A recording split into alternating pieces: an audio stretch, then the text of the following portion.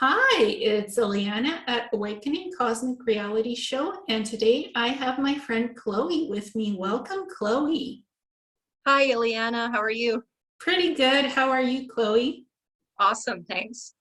So today we're going to be discussing some aspects about the higher self, the soul, and Chloe and I have known each other for a long time. We're best friends, we're healing practitioners, and Chloe will introduce herself and tell us a little bit about yourself, Chloe.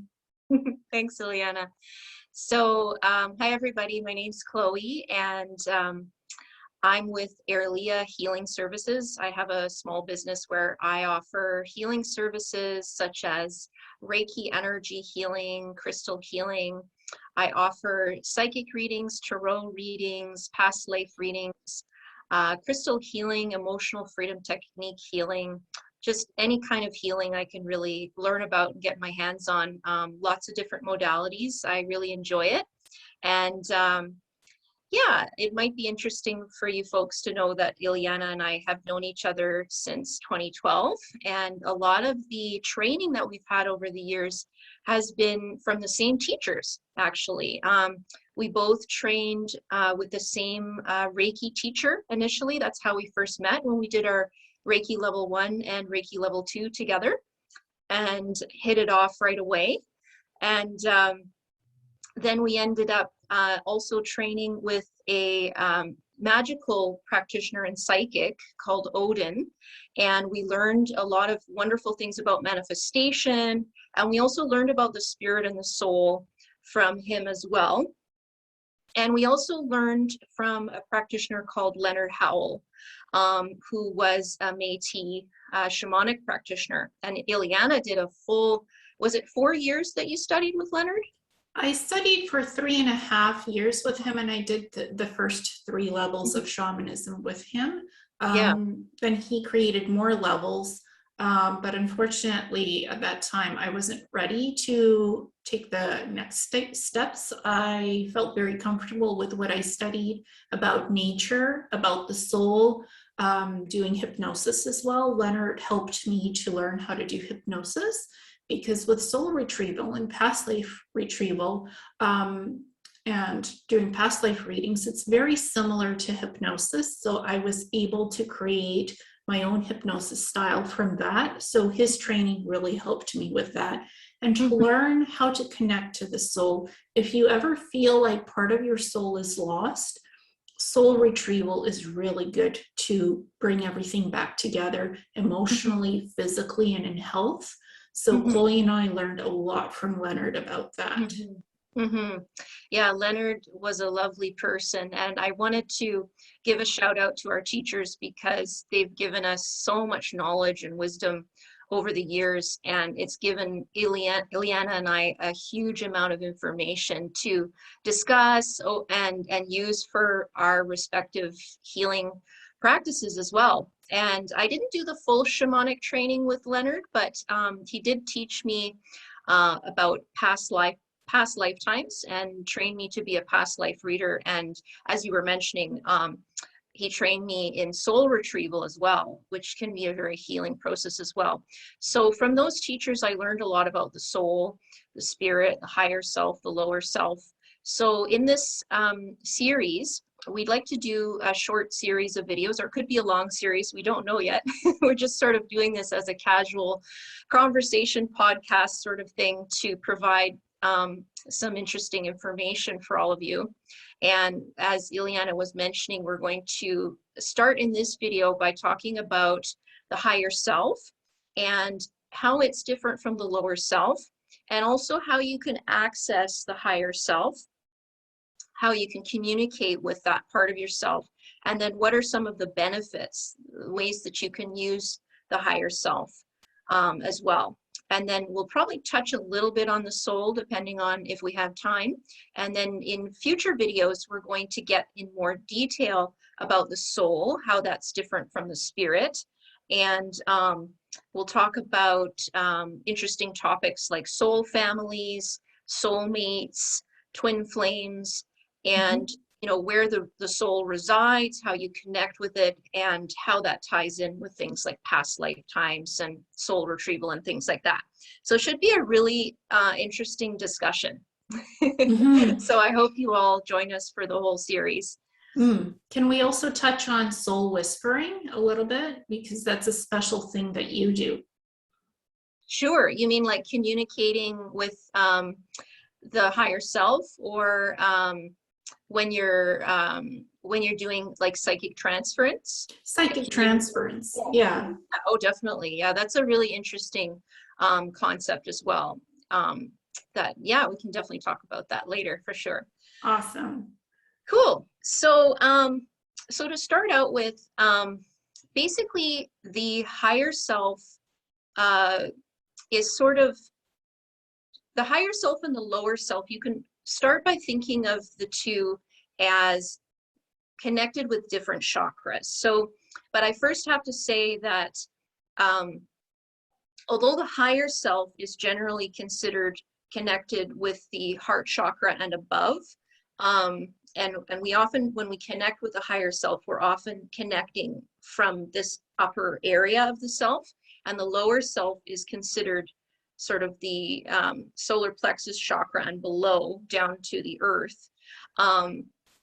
When we talk about these concepts like higher self and lower self, another thing that came to mind is the concept of the law of polarity. So it's a hermetic law. The law of polarity is really just that within everything there are opposites. So you have the higher self, you have the lower self, you have dark, you have light, you have male, you have female, good, evil, and so on.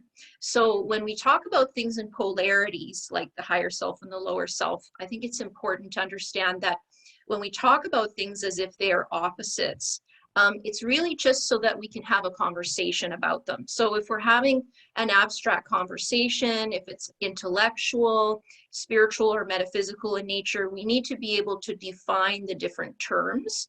And sometimes it shows up as two different sides. But one of the reasons for understanding the law of polarity is to understand that even though there are these perceived opposites in every aspect of our reality, our human reality, that we only use those opposites to be able to define them, to classify them, to compartmentalize them and discuss them. But in fact, when we kind of awaken more spiritually, we realize that everything is one. So things like the higher self and the lower self are just two sides of the same coin, dark and light, and so on and so forth. So hopefully that makes sense. Feel free to, ask questions if you need clarification on that. But generally speaking, when we connect with the higher self, we're connecting with the higher chakras. So when we're connecting, like when Ileana and I are doing our psychic readings, we're often connecting with sort of the third eye and the crown chakra and above to the higher self, right? Mm-hmm. And then oftentimes when we're connecting with the lower self, we're connecting with the lower parts of the body, which is more the emotion and the physicality, the instinct and the drive and the will and those kinds of things, which is more connected to the ego. And when we connect to the higher self, we're connecting more with the soul, the heart, the spirit, and so on. So to understand the higher self, it's helpful to kind of understand what is the lower self, okay? And again, it's not really a hierarchy. It's not like the higher self is a better person than the lower self. They're just different aspects of the self, and everything is ultimately integrated. So those of us who are healers, who are intuitives, we often talk about holistic practices because everything is intertwined, right? The higher self, the lower self, the mind, the emotions, the body, the spirit, all of these things are interconnected. But when we discuss them, it can be helpful to talk about them as if they're separate, because then we can kind of understand the different functionality of those different parts of ourselves. Does that make sense? Yeah. And I mean, what I've discovered about my higher self is I have more than one of them. So I have two. Some people, there's the concept that they've said to me, the higher self doesn't have a name, doesn't have a gender. Sometimes that can come in for a person without a name and a gender. But sometimes for people, it comes in. Your higher self communicates with you as female or male, and it could have a name or it could be two higher selves. For me, I have two higher selves, and they came in at different aspects of my life in different times. So I didn't meet both of them at the same time. Mm-hmm. And one is Janaea, the other one is Miara, and they're both Mm-hmm. female. And they Mm-hmm. come from different lifetimes of mine, from Mm-hmm. past lives. And they're part of my oversoul, but they have their own connection to my past lives where they've had experiences with me or I've interacted with them. So the concept of the higher self is you could be connecting to your overall higher self, but you can also be connecting to aspects of your past life higher selves that are now connected to this lifetime. Mm-hmm. So Absolutely. And it does begin to expand more and more as you become more practiced in connecting with the higher self.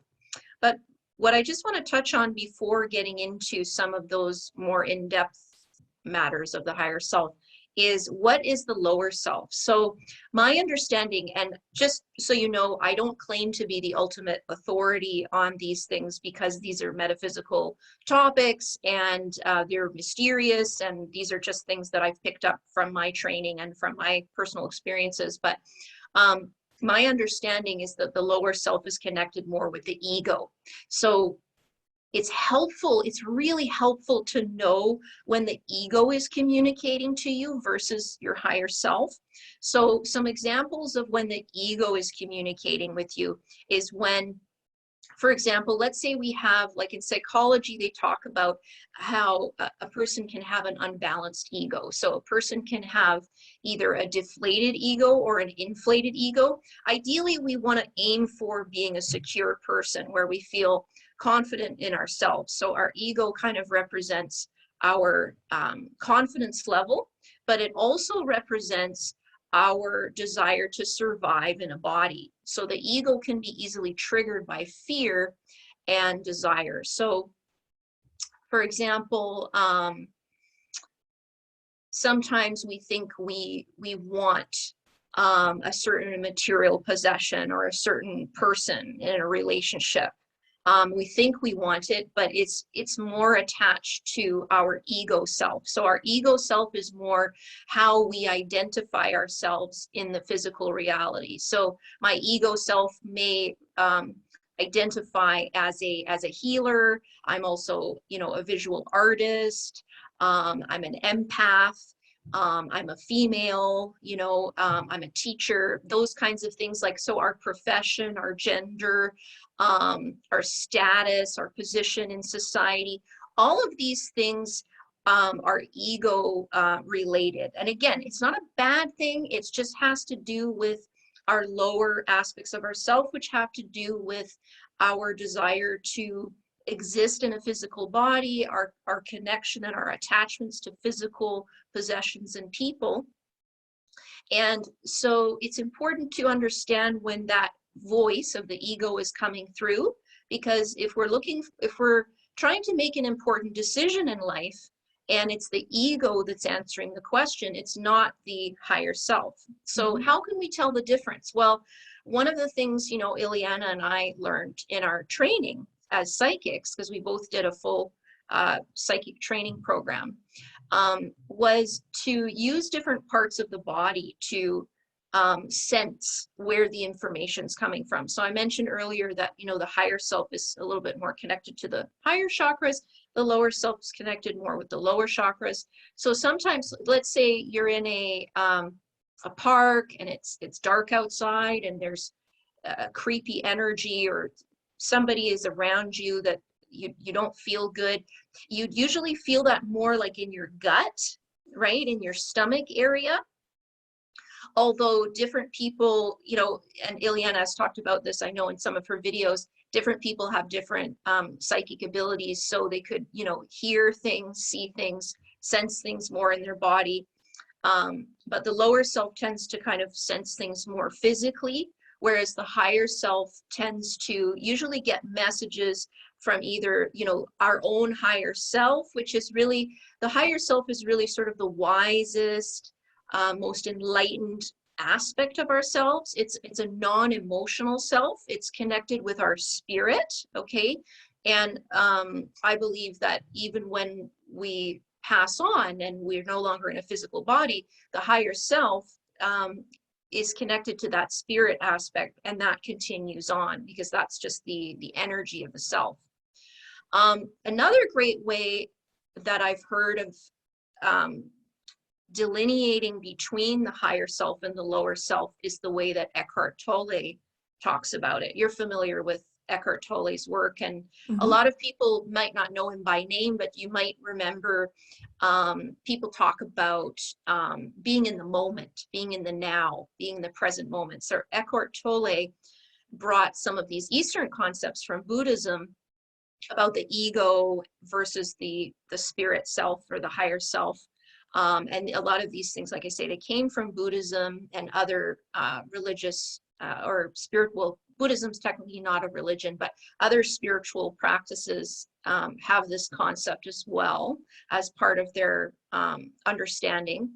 And the way that Eckhart Tolle described it really made sense to me, because he said, we're not our thoughts, we're not even our emotions, we are spirit, basically. So when we, and also I heard Sadhguru talk about this really well, where he does this meditation where you just repeat over and over, I am not the mind, I'm not even the body, I'm not the mind, I'm not even the body. So by repeating that mantra over and over, and by relaxing and shutting down, you know, the mind thoughts and even the emotions to us, and even the sensations in the body, it then begs the question, so if I'm not the mind, I'm not the emotions, I'm not even the body, what am I?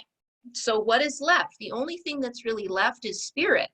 So that's when we can begin to connect to our higher self. Another thing that we learned from one of our teachers is to activate this area by rubbing the third eye, you know, and you can do mantras and things like that too. You can do chants. You can rub a crystal here. Ileana taught me some amazing stuff about crystal healing. You can awaken that area with crystals. You can, you know, get Reiki to kind of open the crown, or you can even do movements like this with a pendulum or your hand to open up this area. Breath work also really helps too. And sort of the key way to connect with the higher self is to use a combination of meditation and breath work and visualization. Mhm. So, you know, what we learned, what Ileana and I learned from our shamanic teacher is how to go into a meditative state and go into the sacred forest, and then connect with, you know, our angel guides, spirit guides, our higher self. And that way we can also, on that astral plane, which is again the higher plane that we go to whenever we go to sleep at night, and we go there when we go into a deep meditation, we go on to this higher level plane, and then we're able to communicate to the higher self. So the tricky part when you're beginning opening up to your higher self, and ultimately, you know, developing your psychic abilities, because that's what is really necessary when you're really opening your third eye, opening your crown, and connecting to your more psychic, intuitive self. You are basically needing to just kind of clear out all of the other clutter, anything else that's, you know, emotion, thought patterns, things of that nature, and go into that space of visualization, and then just trust whatever kind of floats in from your imagination. So if you're in your sacred forest, for example, and the first thing you see is a rabbit, then that could be an aspect of your spirit animal, which is also, you could say it's another aspect of the higher self too, because like from a psychological perspective, if we're just reflecting within and communicating to these different beings or entities, it's, you could say we're communicating with other entities, or you could say we're just communicating with the higher self too, because it's also a reflection of our own superconscious, right? Mhm. So that's also an important term to define too, that we learn from our manifestation classes, is the difference between the superconscious mind, the conscious mind, and the subconscious. So the subconscious is more connected with the emotions, with the impulses, the fears, the desires, the physical body. So again, that's more in the lower part of the body. The conscious mind is connected with the ego. So I know I said lower self is connected with lower part, but also the ego is connected with the mind thoughts. But it's important to also differentiate like which aspect of the mind it is. So the conscious mind is more the frontal mind. So that's kind of the mind that we use in our day-to-day, like scheduling, mathematics, strategizing, logic, reasoning. It's more our day-to-day kind of consciousness in the Western world, at least, right? You know, Ileana and I are often in those other states, subconscious, superconscious, and whatnot. But most people are usually in the conscious level of mind, because that's what we're trained to do. We're not really taught about the subconscious unless we studied, you know, Freud or psychology or other things like that. Mm. And then the superconscious is sort of the consciousness that is up above here, which is again connected more with the idea of the higher self. Yeah, and when you're connecting to your higher self, it's important to be grounded and balanced. So if you feel sick, if you're feeling emotionally ungrounded, you might have a harder time connecting. So you want to be as healthy as you can. You want to be as grounded as you can without the ego, without the bias coming in, and stay humble. Humble, being just open-minded and humble. You're not expecting the world when you go to meet your higher self. You're just opening yourself up to the possibility of your higher self coming in to do a meet and greet. That you don't put up high expectations in the beginning, because it's about your soul journey discovery of who your higher self is. There's also a difference between your soul name and your higher self name. Those are two totally different things. Your higher self might have one name and be one gender. Your soul name could be different and have a different gender depending on what you're connecting to in this lifetime. So, and sometimes the soul, past lives come in different souls, and you meet different souls. So distinguishing between the higher self coming in and the different soul aspects as well, because they're different things. So that's something else to ask whoever comes in, right? Ask them, are you my higher self, or are you my aspect of my soul self? Because there's a difference between that. Yes, yeah, I agree. There are subtle differences with all of these things, and I'm really glad you brought up about how it's important to ground yourself before you connect with your higher self.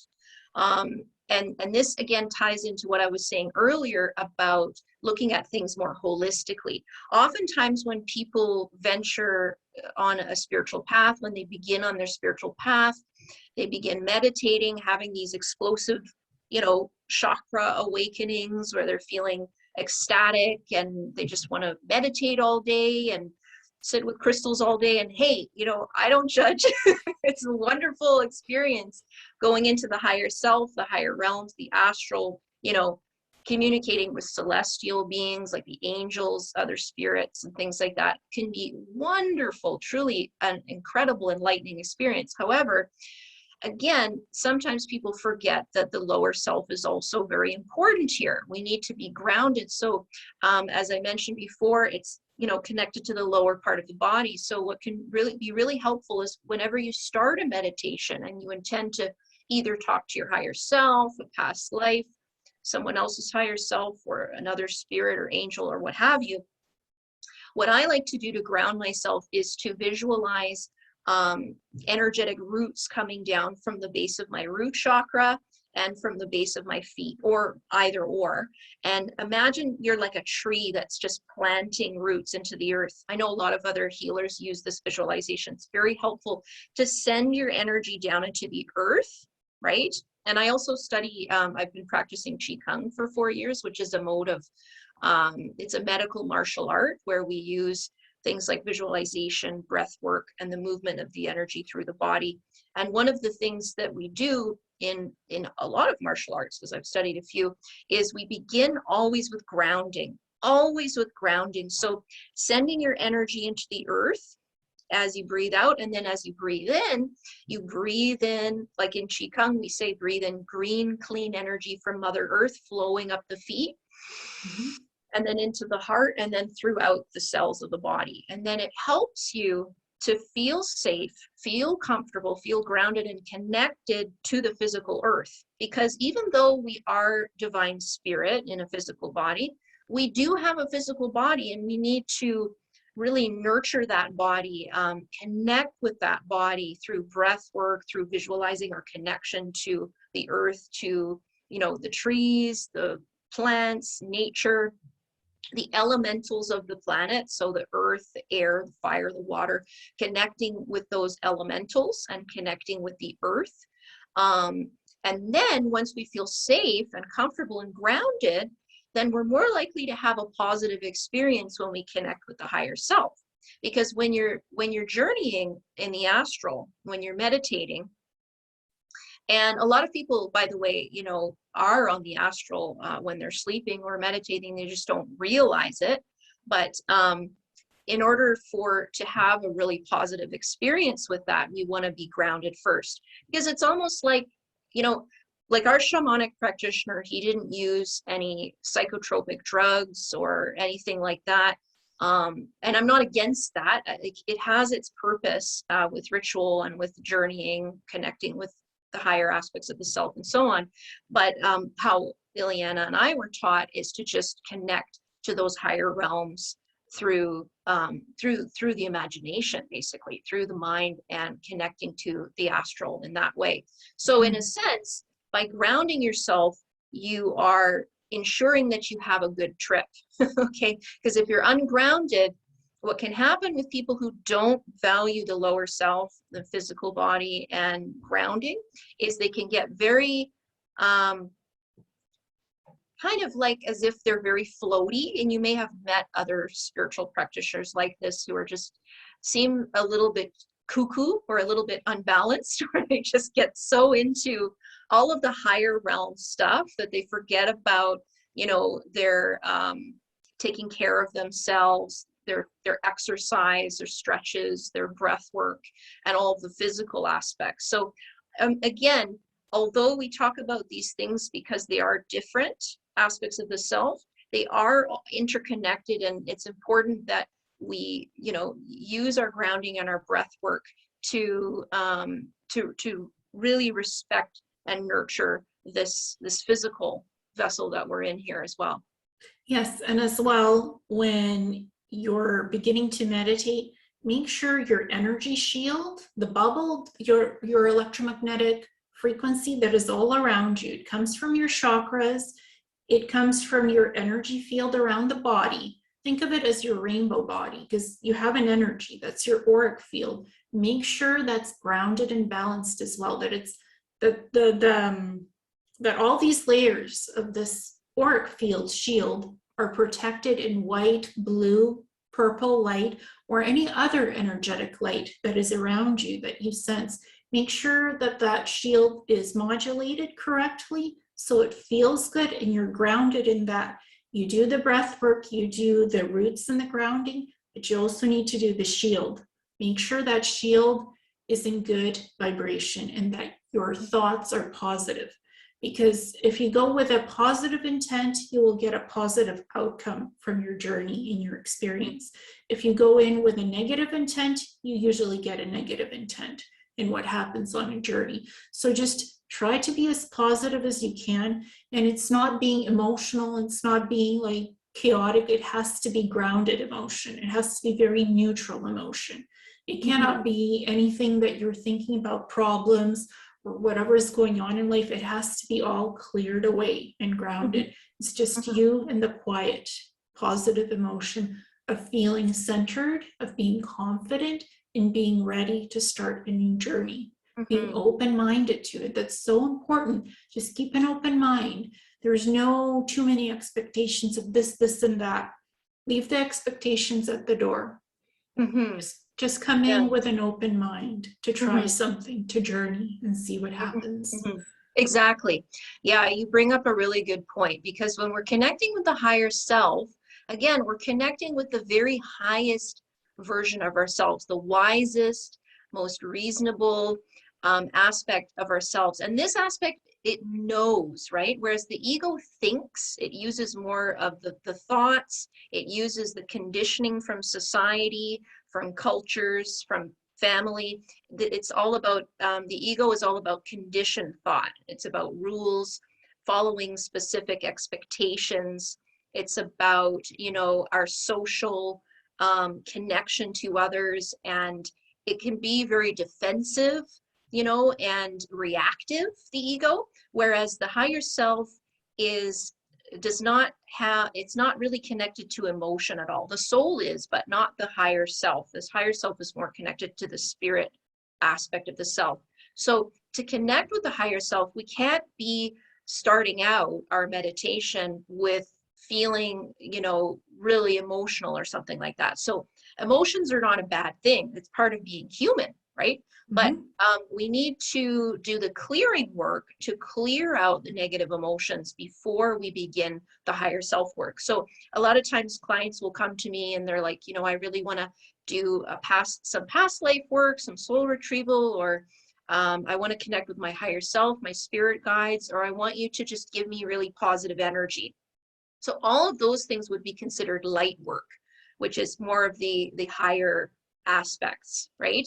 But the shadow work, the work, the healing work that's done with the lower aspects of the self is just as important. And oftentimes when people first come for healing, they need to do the lower work, the shadow work of healing, expressing, nurturing, and cleansing the negative emotions from the body, and healing trauma, right? And you know, bringing in essences like forgiveness, like Ho'oponopono, or doing things like emotional freedom technique, where we clear out the toxic energies that are stuck in the body because of blocked negative emotions. Again, shadow work, negative emotions, it's not negative. It's really what it is. And I learned this from another spiritual teacher, Lynn Brisden. She was a coach of mine, one of my first spiritual coaches. And the way that she expressed it is that the emotions are the soul's way of communicating to us what's really going on with us. So we need to first heed, especially if we're feeling like really intense negative emotions, we need to first heed those, clear those, and heal. And then when we're at a more neutral place, then we can do the higher work, or receive things like Reiki energy healing, different forms of energy healing, positive manifestations and things like that. So another analogy that I like to use is that a human being has, you know, an aura, right? So let's say this aura is like a jar of energy. And let's say, you know, we've been through some trauma in life, some abuse, some betrayal, heartache. You know, most people have gone through some of these things at some point. And those energies are still inside of the aura. And there's so much of those energies that the jar of energy, or the energy of the aura, is full. Okay. So when it's full of energy, we can't put, you know, light energy, or, you know, connect with our higher self and things like that, because it's too saturated in those other energies. So we first need to communicate with those aspects of the lower self, the soul, the emotions, nurture those aspects and clear them out. And also we need to clear out the mind thoughts. So this is something Ileana and I learned as well, is that human beings from day one, we are programmed with thought patterns. Okay, so some of the most common thought patterns that we're taught whether directly or indirectly, are that we're not good enough, or we're not lovable, or that there's something wrong with us, or that we don't belong with others, that we're alone, or that we don't want to be here, right? That's too tough, so we don't want to be here in this reality. So these are a lot of the very common, like, overarching thought patterns that human beings suffer from, that I've seen time and time again with my clients. And I'm sure you've seen a lot of those similar ones too, Ileana.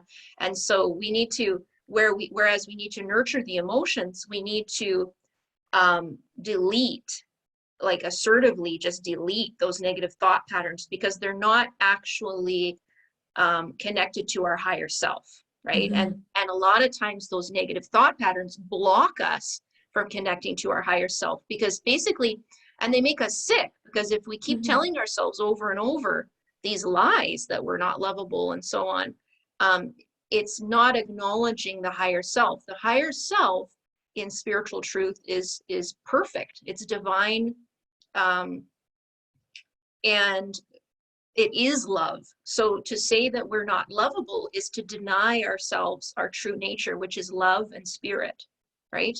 So when we delete those negative thoughts, first of all, we have to become aware of the thoughts, right? So if we want to be able to differentiate these different aspects of the self, the first step with spiritual awakening is awareness. So every day, a practice that you can do is just become more consciously aware of your day-to-day thoughts. If you're looking in the mirror, are you telling yourself things that are damaging your self-image? Are other people around you criticizing you or saying very negative things about themselves that are influencing your thoughts? Because a lot of times our parents, our friends, they say a lot of their negative thought patterns out loud, Mm-hmm. like about their age, their weight, different things that they perceive as being wrong with them. And then that affects our thoughts, and we absorb these thoughts from other people. Because what a lot of people don't understand is that even though we are all, like, every human being is created unique, each one of us has we have our own special features, our own personality, our own gifts. We're completely unique. And yet, again, law of polarity, we are at the same time all the same and all one and all connected to this larger energies, right? So we have these larger, we have our own individual superconscious, conscious, and subconscious, but then we have the collective superconscious, conscious, and subconscious as well. And because we are all sentient beings that are all connected energetically, we can tune into the frequency of certain thought patterns. So when a thought pattern comes up for us, like one of the most common ones is just not being enough, right? Never being enough, or something like that. When we tune into that frequency, it's like tuning into a radio station. And the more we tune into it, because of the way the brain works scientifically, is that it works on autopilot. So the more we tune into the same thoughts, it's very easy for us to tune it into it again and again and again, and we do it, and it becomes a habit, right? So every Yeah. day, become aware of your thoughts. And the process that I use is I reject these negative thoughts, and then I bring in some positive affirmations, or I work gradually towards it. Like I might say something like, for example, the thought pattern around not being enough, I might say, even though sometimes I used to feel, using the past tense to start out with, I used to feel that I wasn't enough because I was taught that type of thinking from my parents or whoever. I now trust that I'm not only enough, but I'm beautiful, I'm a good person, I'm lovable. And this is where you want to really start talking about some of the things that you really like about yourself, to reprogram this. And then when you do this work, it really helps, again, like I say, to clear out that clutter, that daily mental conscious mind, mind programming and clutter. And it really is, it's just programming and conditioning. So that's why it's important to not value those kinds of thoughts, because if you choose to connect in too strongly with those kinds of thought patterns, then that will become your reality. That's what you will manifest, right? Mhm. Whereas if you reject those thoughts and choose more positive thoughts, it allows you to more easily open up and connect with your higher self. Does that make Exactly. sense? Yeah, it does. And also, sometimes what happens is self-negative talk. People play out a role, they talk to themselves in a negative manner. I am this, I am that, I'm not good enough, but you are good enough. So when you talk to yourself, you're talking to your own reflection of who you are, and say, I'm a positive human being. No one can interfere with me, not my family. Whatever they're saying about me is not true. That is not a true aspect of who I am. When you're Mhm, doing that self-talk, don't do mhm, it in a negative way. Try to mhm, focus on the good things about who mhm, you are and what the positives are. mhm, Positive self-talk, like mhm, literally talk to yourself positively when you're having a conversation with yourself, because it is literally a conversation with you. You are mhm, talking to yourself, and that's good talk therapy. mhm, It's so invaluable because your subconsciousness is an aspect of yourself that brings a reflection to you of what's going on in your life. That's what the self-talk helps with, to figure out a problem or a situation. Before you actually go to talk to somebody else, you're playing it out behind the scenes with yourself, so that when you do go have that talk with somebody else, it's positive and not negative, because mhm, you yourself have worked it out already, mhm, and you already know what's going to happen. As well, mhm, sometimes people like saying, oh, I have entity attachments, I have demons, it's so dark, it's so dark. I'm like, most of the time it's just negative aspects of the shadow self, of you having the thought patterns. It's not mhm, entities or demons. It's very mhm, hard for entities or demons to infest us, to get mhm, into our body. It's our thought patterns that often create the idea of entities, because mhm, entities are attracted to very negative thinking patterns. mhm, So if a person is super negative, yes, they can attract entities, and they will come towards that negative layered energy that's around mhm, your soul field, that's in your body. So be careful, clear the thought patterns, clear the negativity, understand what we create in this world comes from our mind. We physically manifest what we create. It comes from the mind, it comes from the deep subconsciousness. So be aware of this. What you create in your mind is what you manifest physically. That can happen. Careful mhm, what you wish for, or you just might mhm. get it. Exactly. So a lot of people are familiar with the concept of the law of attraction. But actually, the law of attraction is just a part of the law of correspondence. So, but ultimately, like you say, what we think, and this again is another hermetic law in metaphysics, is the law of mentalism. So all is mind, and so we are creator beings, and we create with our thoughts and our words. So be very careful what you think and what you say, because that's what you will project out into the universe, and that's what will come back to you. So, and how do you know if a negative thought about you isn't true? Well, let me use a more extreme example. If I was to say to myself right now, my name is Fred, just try and say that to yourself.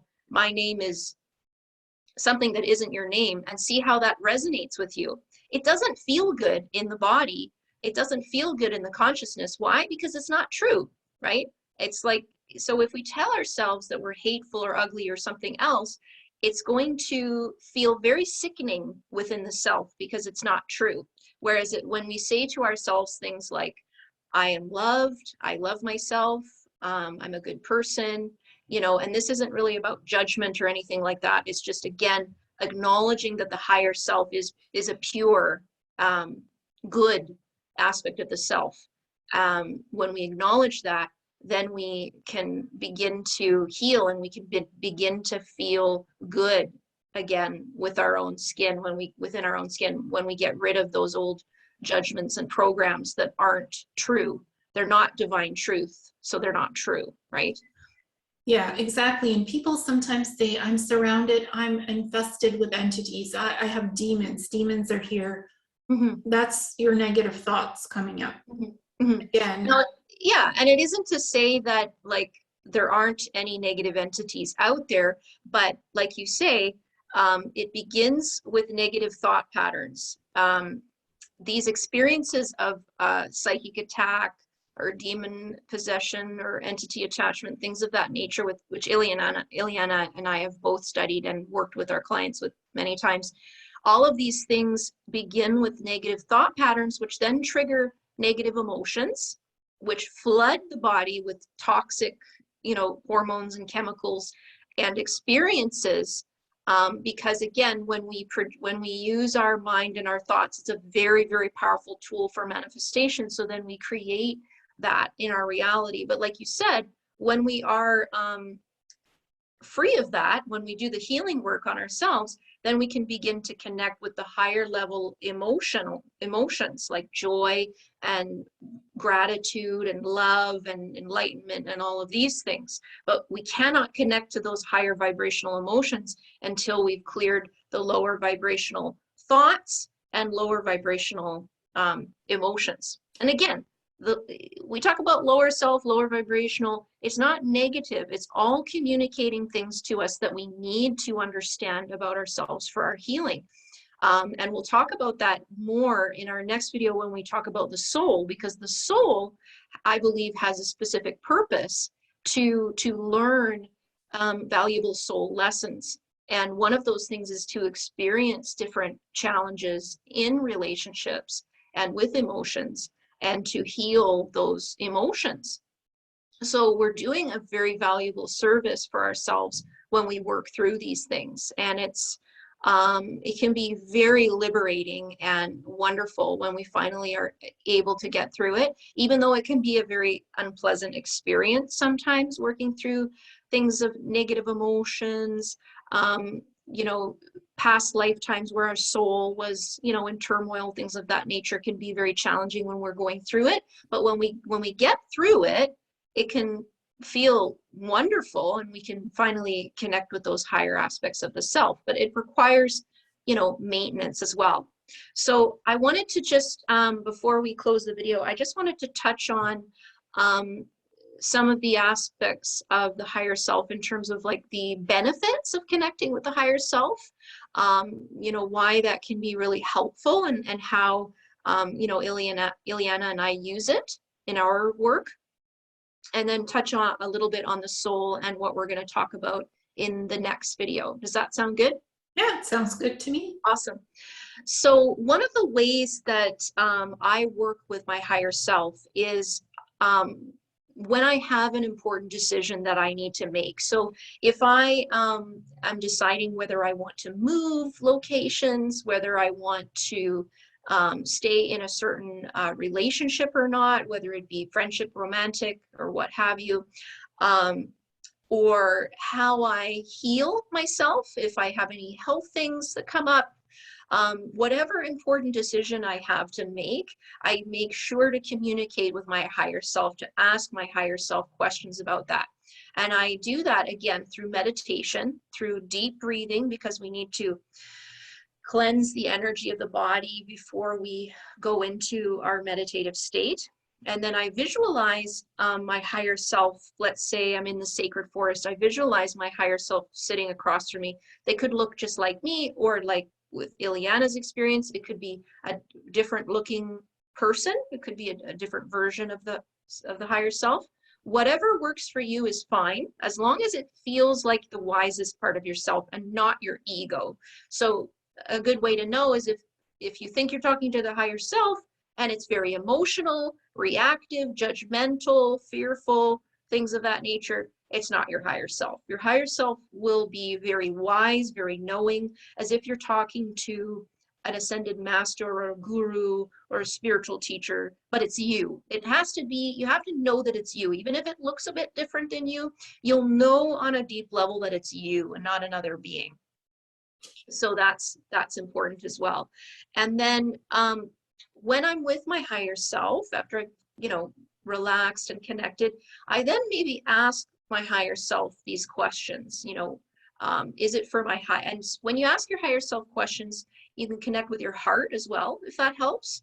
And again, your higher chakras, and ask yourself, is it for my highest good? Lead, instead of saying, should I move or should I stay in this relationship? Because it's not really about should or shouldn't. Again, that's an ego thing about what we should or shouldn't do. That's programming. That's not the highest self. So we ask our higher self, is it for my highest good to stay with this person? Or is it for my highest good to Move. whatever, right? Mhm. And then you open up your mind and you just allow the answer to float in. So it's a similar process that we do when we're connecting with past lifetimes as well, or spirit guides. We clear the mind, we open up the mind, and we do some breathing, and then we visualize the higher self or whatever being we're communicating with, and then we allow their answer to just gently float into the mind. And whatever floats in, it could be in a voice, in a sentence. You could see, they could send you just images of different things floating around, or it could be very, auditory, where you hear them talk to you. They communicate in different ways. It really depends on what your intuitive nature is. If you're more clairaudient, you'll hear the higher self speak to you. If you're more claircognizant, they'll just show you a knowing of what to do. Or if you're more clairvoyant, they'll give you visuals. They won't speak to you, but they'll give you visuals. And then what you need to do is put that together. And this is, again, how we do our psychic readings. We get these different bits of information, and we put it together in a little story or a little concept, and then we interpret that information that we get intuitively, and we do our best to apply it. And sometimes you may need to do this more than once. So especially if you're not practiced in communicating with your higher self, you want to probably ask, especially if it's a big decision, you want to probably ask at least a few times and over a longer period of time if you can, to see if it changes. And then you can also connect in with your heart and ask your heart as well, is it for my highest good? Especially with relationships, that's the aspect of the higher self you want to connect with, is your heart, and ask yourself if it's for your highest good to be in that relationship. And if it's more like psychic information, it might be more of the higher chakras.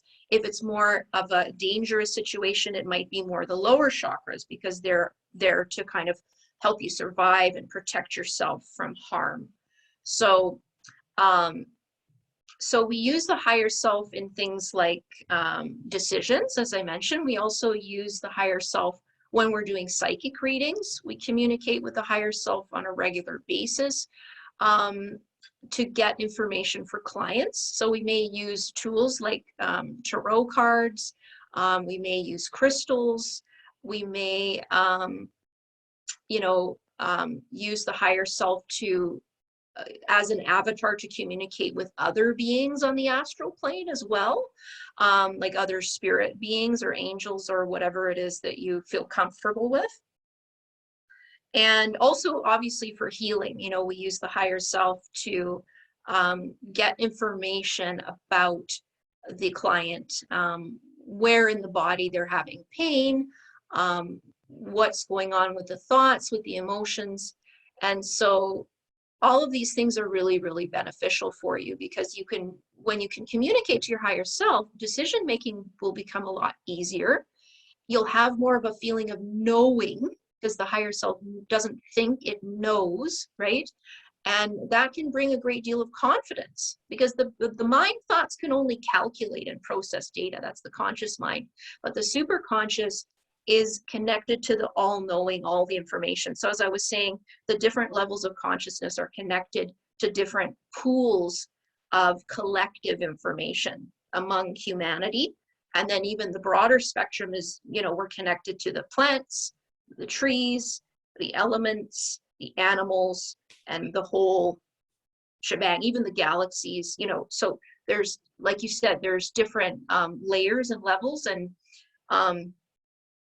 the more we connect with the higher self, we're able to connect even more broadly with all the sentient beings and all of the higher level beings and so on. So it's really wonderful. It's a wonderful experience, especially if you take the time to do some healing work on yourself, practice meditation, and ground yourself so that you feel comfortable with everything you're doing. So we would never, Ileana and I would never push anybody to do something that you're not ready for. So you always want to take baby steps with these things and slowly build up your comfortability with these things. Yeah, my higher selves showed up in the last 3 years. So it's not as if I have been talking to my higher self since I was born. Some difficult things happened in my life. Some decisions that I made on my own weren't super great.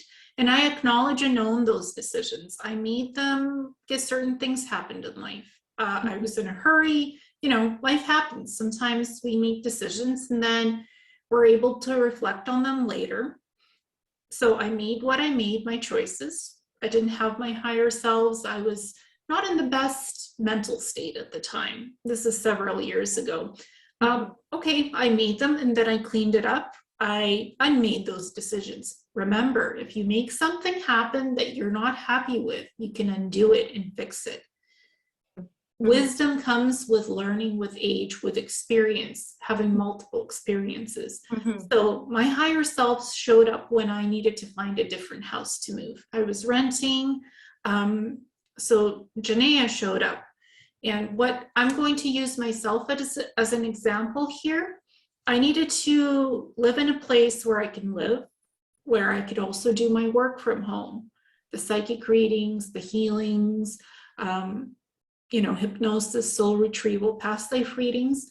So I needed a safe space where I could do this from home. So Janaea showed up and she helped me find a house. I saw 100 different houses and I went out and I physically did the work as well. But she helped me to focus on a specific, beautiful, safe space for me where I could live and do my work in a safe, balanced way. So she showed up just when I needed help with that. She showed up unexpectedly. I didn't expect her to come. I didn't ask for her. She just came in and she looks like me. The face looks similar, except she has blue hair and she sounds just like me. She has similar vibration to me. So her voice is similar to mine. And she's like, go look at that place. Go look at that beautiful, vibrant space. It will be perfect for you and everything. It checks off everything 100% on your happy list, where to live and where to work. That's what she said to me. She's like, it's going to feel good. Our higher selves always give us positive wisdom and advice. They don't ever give us negative stuff that will work against us. That's not your higher self. If they tell you to do something bad, your higher self will never do that. They're here to help and support you to make the right decisions in life and to help you. They're not here to hinder you or block you from anything. So it's very important to understand something's coming in that feels off vibrationally, doesn't feel like you, and it's telling you weird things that are not good for you. That's not the higher self. That is something else. That could be an imposter. That could be an entity or a being that doesn't have your highest good and your highest will. Best for you. So that's important to know. My higher self showed up when I needed the most help with something, with a life decision, a very important decision, because I was having a bit of a hard time finding a place to live where it checked off everything 100% on my list. Janaea helped me with that. And then Miara showed up 2 years later, and she helped me with some other wisdom concerning work, lifestyle balance, and health. So again, she helped me with things that I needed a higher perspective without bias, without emotion hindering my decisions. So she came in and helped me with that. And they both showed up without me meditating.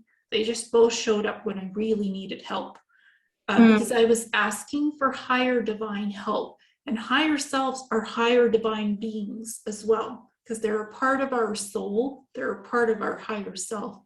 And when I do psychic readings, I connect to people's higher selves and their soul divine level of what their soul is, to the higher consciousness of them, not to the lower vibration. And that's how I do my psychic readings. I'm decent with tarot, but Chloe incorporates the tarot in her readings. I incorporate going deep on the soul level and the higher self. Chloe incorporates the tarot and soul aspects. So we're all different in what we do, but we do the same type of work. It's amazing.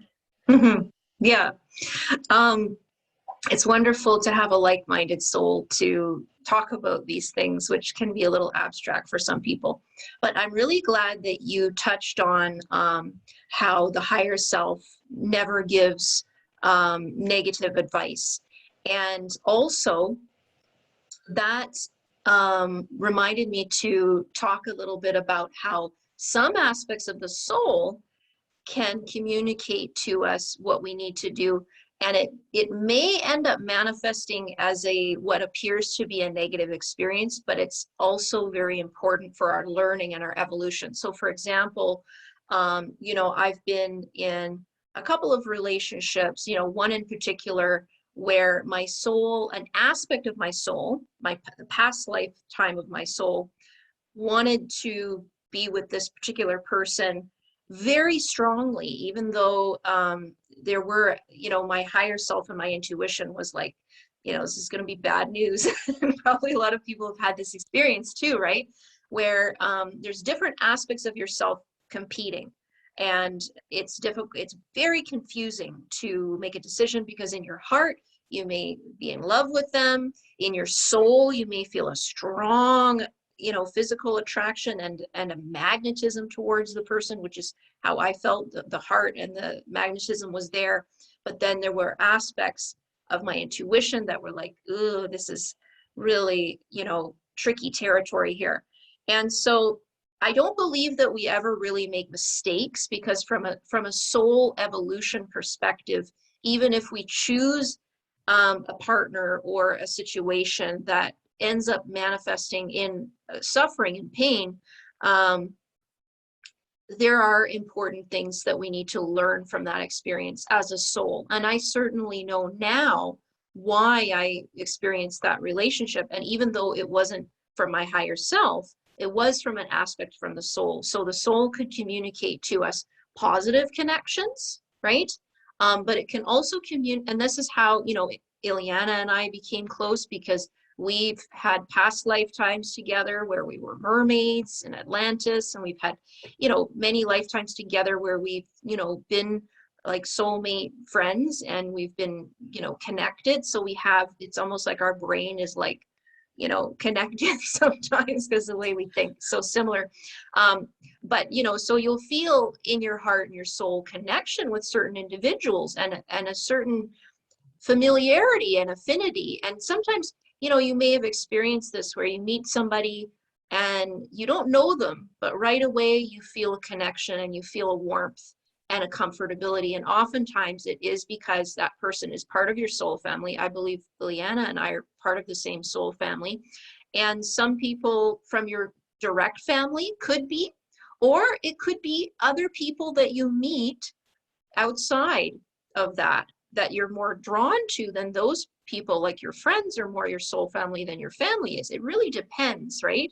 But ultimately, we don't really make mistakes. We just do our best, and we learn, right? And I do believe that's the ultimate purpose.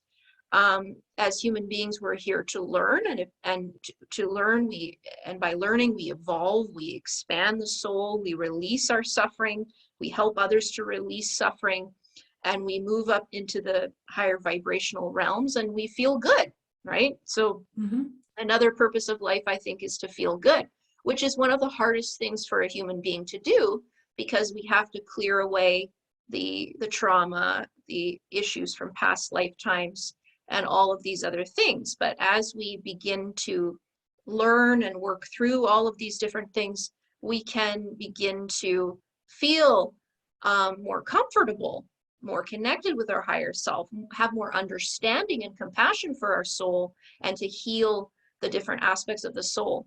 So unless there's anything else that you'd like to discuss, I think I'll just touch on a couple things we'll talk about in the next video. Is there Yes. anything else you wanted to discuss, Yeah, or? I just wanted to mention that our higher selves help us to accomplish goals and achievements.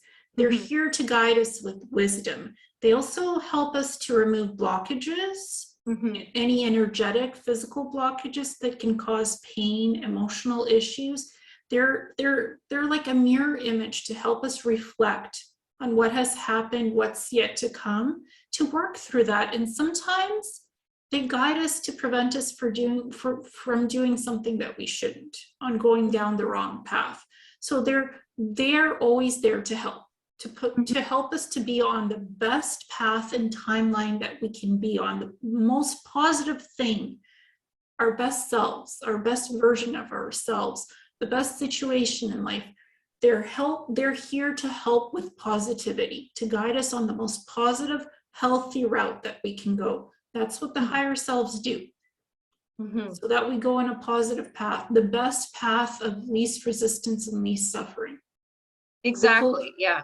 hopefully no suffering at all, if we Mhm, can. They help with that. mhm, So it's the higher form of wisdom from the higher self, without the emotional traumatic issues. mhm.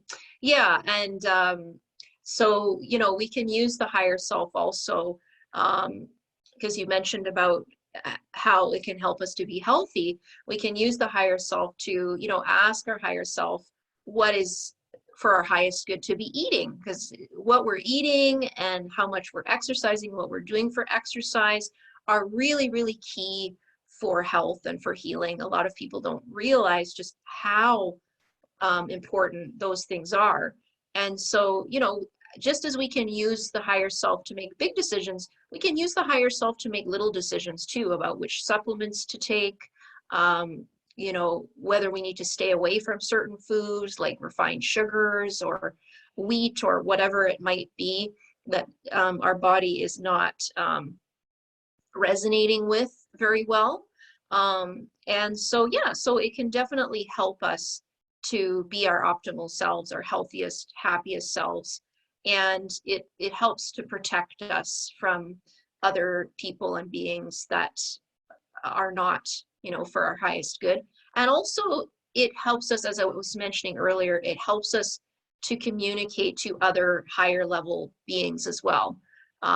So for people that are open to, communicating with their guardian angels, to archangels, to ascended masters, gurus, devas, gods, goddesses, whatever it is that you feel comfortable with, um, to spirit guides, animal guides.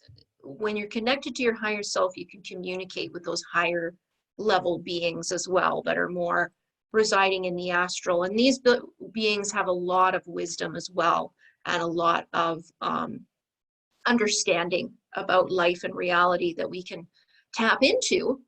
And the more we do it, the less we are dwelling in the ego self, which again, the ego causes a great deal of suffering, as we learn from Buddhism, attachment to physical things and people, and attachment to our status, money, all of those kinds of things um, trigger the ego, which causes suffering. And when we are free of that, and we understand that we're beings of spirit, it allows us to rise above that. And it's a very, very good feeling. Mm-hmm. As much as we are physical beings, um, it's good to know that we are divine beings as well, so that we're not so obsessed with things like material things, wealth, um, and even our attachments to other people. um, Sometimes we need to learn the art of detachment, and the higher self really understands a healthy level of detachment. It's operating from a healthy level of detachment, not in a cold way, but just in a way where we can connect with what's best for us. Mm-hmm. So unless there's anything else you want to discuss, I'm just going to touch on a few things that I'd like to talk about in the next video to get people interested in what we'll talk about next. Yes, I did want to mention that sometimes the higher selves will show us future scenarios of events that can happen, like precognition. They do that. and they're showing us what the future could be. So it's like literally seeing video and audio of what your future looks like. And it's to show you what can be, what positive things and opportunities can happen to you. Our higher selves, the higher selves lead us to these opportunities. And I've had visions of where I've seen the future, like Janaea has shown me visions. She brings up the visions. Sometimes I see the future on my own, but a lot of the times she brings in the visions. And something actually happened to me where I got to do something really cool that she's envisioned for me for a long time. And you know what that is. Can't really discuss what it is because it was a phenomenal project to do. And I've seen it in visions multiple years. And it's finally happened because she showed me how it would look like, even how it would be. And I said to myself, does that resonate with me and how that event can look like? And it did. And I talked to you about it as well to get some advice and perspective. Like our higher selves can give us advice. Talk to your best friends too, because the ones that know you best can help you best as well. And as well, when you're getting to know your higher self, sometimes ask them, are you my higher self? If a being comes in, ask, are you my higher self? What's your name? How are you connected to me? That's the conversation you start with your higher self. If you want to know who your higher self is, there's multiple beings coming in. Ask them who they are to you individually. That's so important to connect with the vibration. Who or what are you connecting with? What is that being to you? Who is it? Are they from your past lives? Are they your soul divine connection, your soul name? Or are they your higher self? Are they your spirit guides, archangels? We need to differentiate who they are. Sometimes when they come in, they instantly introduce themselves, who they are to you, how they're connected. But sometimes they wait quietly and patiently for you to ask them who they are and how they're connected to you. Yeah, absolutely. And as you said, the higher self is spirit. It's connected to spirit. So it's non-linear. It can be connected to any timeline. So you can see aspects of the higher self that are connected to past, present, or future timelines as well. So especially when we're doing, intuitive readings, it can be helpful because they can see that aspect of the self, can see potential futures. There's no one future for anybody. There's usually at least 2 or 3 paths, right? Whenever we do an intuitive reading, but it can basically give us the information as to where things are going, and give us a good indication of the potential of where things are going. And then we can course correct, right? We can look at, okay, well, if things aren't going optimally in this area, how can we navigate a little bit differently, change some of the things we're doing? And this is the other key thing with connecting with the higher self too, is we can't change, we can't always change what other people are doing or what's happening with things externally in the world, although we can impact them, because again, we are manifestors, we are creator beings, so we can manifest, we can influence the physical world, but we have a more limited control over that versus the control that we have over the inner self and the higher self. So when we work with the higher self and we heal the different aspects of the self, the lower self, conscious, higher self, and so on, we are doing not only a huge service to ourselves, because we're beginning to understand ourselves and therefore love ourselves,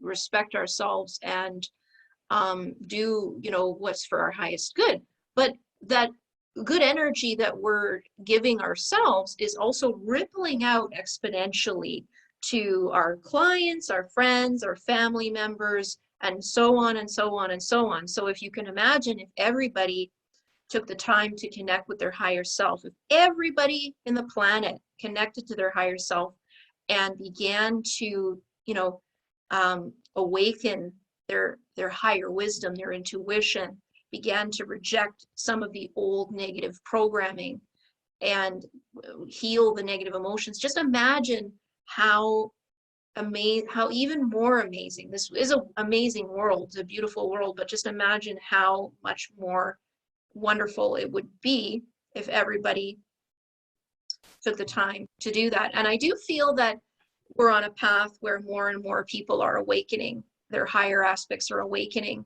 And sometimes it takes challenging situations like health crises, whether they be personal or global, to awaken aspects of the self that were hidden from us. And when we do that work on ourselves, it's just incredible, the positive influence that we can have on not only ourselves but on others as well. And the higher selves help us to be at our best, to reach our optimal timelines, to reach our optimal opportunities. And they help us, guide us to not miss opportunities, to show up and be present for the signs and symbols we receive from the universe. Sometimes we may not notice the little things, but they will, and they'll bring it up to our attention to say, look, here's a wonderful opportunity that's coming up. Don't miss the signs and signals of it. Show up and be present to do the work. Because you'll be successful if you show up and do it. They're guiding us to show us opportunities that we might not notice, because they know already what's going to happen in our future from our past. They're everywhere, non-linear. They're in our past or present, near future, or the distant future. So they almost know what's going to happen. They actually do. They help guide us towards the best optimal point of how to get there and succeed with opportunities. They help us to find the opportunities, to listen, to hear, and to show up and be present for them. Yeah, and to do that, we need to clear fear, because the ego is activated quite often by fear, and or whether the ego self gets hurt, the pride gets hurt, things like that. But yeah, oftentimes our higher self will be calling to us. Like, for example, you talked about how the higher self brings forth visions. As a visual artist, I get visions of things that I would like to paint, books that I want to write. All of these creative things come in through the higher self visions. And it's been very helpful for me to manifest things as a creative person.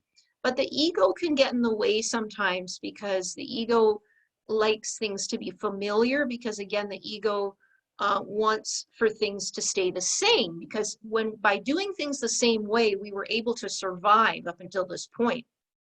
So the ego wants us to continue on doing things exactly the same way so that no harm can come to us. But what the ego doesn't understand, because it's not as evolved in that way as the higher self, is that we can try new things and it be a positive thing. Even though it's intimidating to try new things, and we could procrastinate. And I know for me, I'm guilty of sometimes procrastinating on things that I know are visions from the higher self, because the ego comes in and goes, well, I don't know how to do it that well yet, or I don't know if I'll be good at it, or I don't know if people will like it. So the ego is always thinking about, how is it going to look to others? Am I going to look cool? Am I going to look stupid?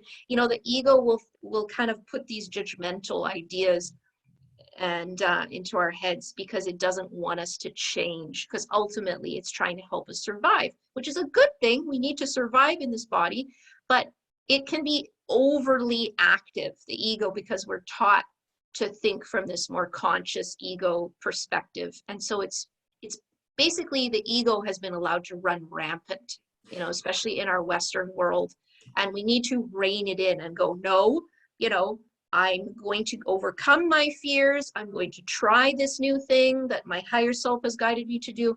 I'm going to, even though I don't feel confident, I'm going to try it. I'm going to do baby steps, and I'm going to manifest my goals that are, sent to me by my higher self. But it's not easy. A lot of us are blocked by the ego, and then that causes negative thoughts, which cause negative emotions, and then we feel overwhelmed, and then we just don't want to do anything. So we have to get out of this, and meditation helps, getting some coaching, some healing helps, whatever you need to do to feel good and get to a neutral place again, and then you can begin to follow the guidance from the higher self. Yeah, and ego is an interesting thing. Never underestimate it, because my ego is very confident. It's like, go do, go try new things, go experience. And it constantly throws me into new challenges, into new interesting things to do, like write a book. So like, how am I going to write a research archive book that I've never tried? Like, it's a totally different format from standard book writing. My ego said, go do it, jump. So I jumped, I took the leap, and my higher self, Janaea, showed up and said, write it like an archive, star date this, like in Star Trek, put the date, the time, the date, and write it as an archive. Just do a beautiful experience. One day you experience this, today, tomorrow you experience something new, write about it. That's the book.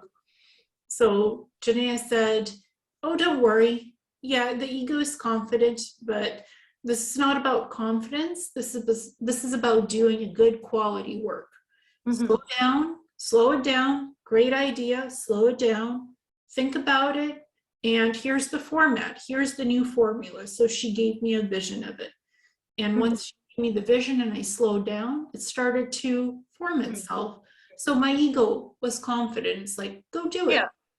Well, it sounds like a balanced ego, right? Which is what I was talking about at the beginning, is if we're secure in ourselves, we're confident enough to, try new things. But if the ego has been damaged by abuse, verbal, physical, or whatever, it can be challenging to feel confident and comfortable enough to try new things and do different things. So those are things we need to heal.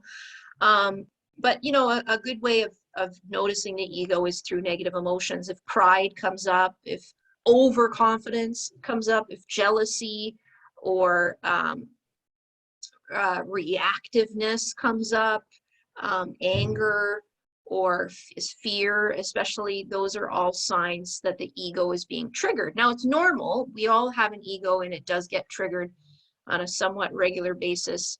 So it's nothing wrong with you if that happens. It's just good to notice, what were the thoughts that you had when that emotion was triggered? Are they true? Are they just trickery? Because the ego is very slippery. It's very sneaky. It'll trick you. So sometimes you think you're going the right way, but it's actually the ego, and we can get overconfident. Sometimes we might be initially guided by the higher self to do something with work, and then we become a workaholic and we become prideful and overly push ourselves. And that's the ego that's telling us, you're only worthy if you are working hard on this project, or if you're working hard in general. And that's, again, another one of those overarching thought forms that's very prevalent, especially in Western society, is that you're only worthy if you're busy and productive. So we have to recognize, again, that's just the ego. It's not the higher self. And even though we may have been guided by the higher self to do important things, we don't want to get too big for our britches and too full of ourselves. We want to remain humble and also keep a nice balance, a nice work-life balance, and have proper self-care. Yeah, and ask yourself, are you happy with what you're doing? Are you happy with it? Because do you feel good throughout the process, or is there some suffering going on there? Because if there's suffering, then the ego is getting triggered again. Yeah, or if you're angry or if you're frustrated, step back and have a look. Why are you frustrated and angry? What's the root cause that's causing this? Because oftentimes the body signals us with symptoms, but that's not the real root cause of what's really happening. So we have to go deep and have a look. What is the root cause of the situation, the issue, the medical thing, whatever it is? Sometimes it's not medical, sometimes it's a life thing, it's emotional, physical. Have a look. Why is the body signaling you with these symptoms? Because symptoms just mask. They're a signal to let you know something's not quite right. You're doing something weird with yourself. Go deep and look within yourself, deep in the soul. Just go within and ask yourself, why am I having these symptoms? What's causing this? What is the root cause?